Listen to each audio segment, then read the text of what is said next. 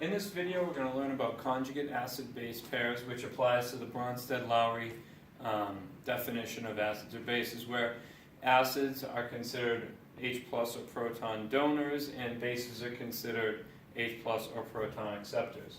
In the first example, you see hydrochloric acid reacting with water to form the hydronium ion and chloride ion. So the acid is the thing that loses a proton. The base is the thing that accepts it. So the acid, once it loses that H plus or proton, becomes Cl minus. So the acid becomes its conjugate base. And the base, which accepts the proton, becomes its conjugate acid. Okay, so the acid will always become the conjugate base. Essentially, the conjugate base is what's left of the acid after it gives off the hydrogen.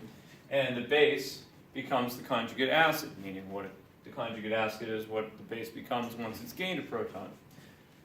The next reaction is when you put ammonia in water. Ammonia is a base, and water in this case will act as an acid. Notice that water can act as either an acid or a base.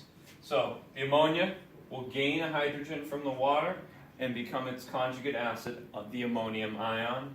And the water, which was the acid in the case, loses the hydrogen to become a hydroxide. So again, the base becomes its conjugate acid once it gains a hydrogen, and the acid becomes its conjugate base when it loses a hydrogen.